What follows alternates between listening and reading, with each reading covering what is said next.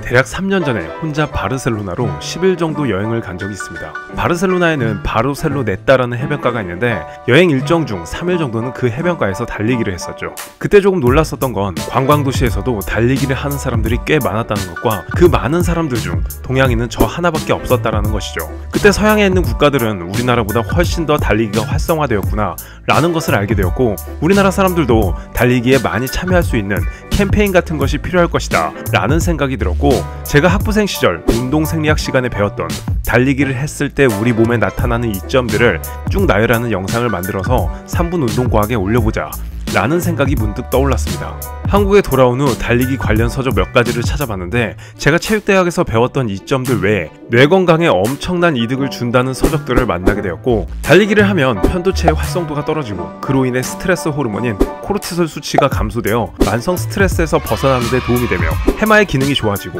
이마엽이 강화되고 뇌를 차분하게 만들어주는 가바 수치가 올라가고 우울증 환자들에게 부족한 노르에피네프린, 도파민, 세로토닌, BDNF 등의 분비가 증가하고, 그것은 또한 아이들의 집중력을 강화시키기도 한다는 다양한 장점들이 현대인들이 다양하게 겪는 정신적 문제들에 엄청나게 긍정적인 영향을 끼친다는 것을 알게 되었죠. 바르셀로나에서 혼자 외롭게 달리기를 하며 잠깐 머릿속으로 그렸던 영상을 만들었고, 어느덧 이 영상이 100만 조회수를 넘게 되었습니다. 그리고 이 영상을 보고 달리기를 시작했다라는 이야기를 종종 들었는데 그때마다 너무 뿌듯했습니다.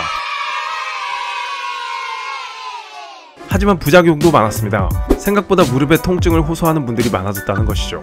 결국 달리기는 무릎에 악영향을 끼친다는 결론을 내리는 사람들도 생기게 되었죠. 만약 달리기를 했는데 무릎이 아프다면 달리기가 무릎에 악영향을 끼친다고 생각하지 마시고, 내 몸이 달리기를 하기에 너무 약해졌다, 내 몸이 달리기를 할 수 있는 기능을 잃게 되었다 라고 생각하는 게 더 맞습니다. 왜냐면 우리 인간은 달리기를 하는데 최적화된 상태로 만들어졌기 때문이죠. 동물들처럼 빠른 달리기를 할 수는 없지만 다른 동물들에 비해 털이 적은 편이라 체온 조절에도 탁월하고 지근 섬유 비율이 높고, 다른 영장류들에 비해 아킬레스건의 길이가 긴 편이라 에너지 효율적인 면에서도 오래 달리기에는 그 어떤 동물보다 최적화되었죠. 수렵 채집 시절 인간의 오래 달릴 수 있는 능력은 사냥에 많은 도움이 되었고, 생존을 위해 달리기는 필수 전제 조건이었지만 손가락 몇 번만 까딱해도 다 조리된 음식이 문 앞에 놓여져 있는 세상에 살아가는 우리는 달리기를 못해도 생존에 문제가 없기에 달리기를 전혀 하지 않는 인간으로 살아가게 된 것이죠. 인간이라는 이유 하나만으로 달리기에 최적화된 몸의 기능을 갖고 태어났지만 지나치게 사용을 하지 않다 보니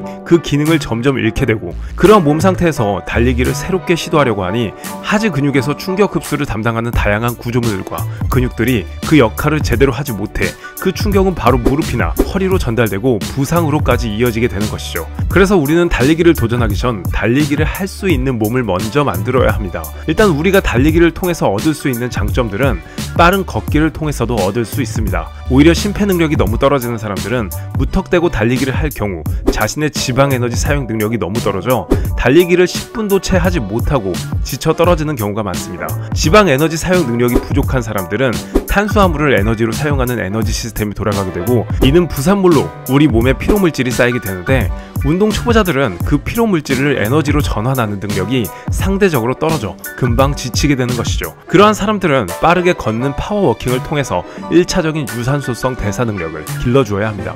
그리고 나서 아주 느린 속도로 보폭을 좁게 하여 달리기에 도전하는 것인데, 이 또한 조금 안전하게 혹은 좀 더 몸이 잘 적응할 수 있는 방법으로 진행하고 싶다면 걷고 달리기를 번갈아 하는 것을 권장합니다. 예를 들면 첫째 주에는 30초 달리기, 2분 걷기를 번갈아 가며 시행하고, 둘째 주에는 1분 달리기, 2분 걷기, 셋째 주에는 2분 달리기, 1분 걷기 방식에 점진적 과부하를 적용시키는 것이죠. 두 번째는 하지의 충격 흡수 능력이 떨어지는 사람들인데, 이러한 사람들은 발과 종아리의 강화가 굉장히 중요합니다.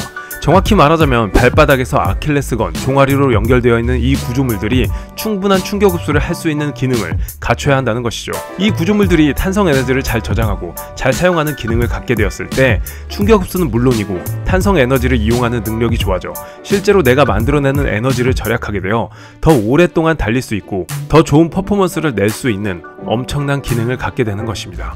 이러한 기능을 살리기 위해 가볍게 줄넘기를 할 수도 있고, 혹은 먼저 이야기했던 느린 속도로 보폭을 좁게 하여 꾸준한 달리기를 진행할 수도 있습니다. 즉 달리기 자체가 달리기에 필요한 근육들을 살려주는 것이지만 빠른 달리기는 나에게 무리가 될 수 있으니 아주 약한 달리기로 내 발과 종아리 그리고 내 심폐 능력까지도 점진적으로 강화를 시키자는 것이죠. 뭔가 대단한 게 있을 것 같지만 내가 할 수 있는 안전 범위에서 꾸준히 하는 것이 가장 좋은 방법일 때가 있습니다.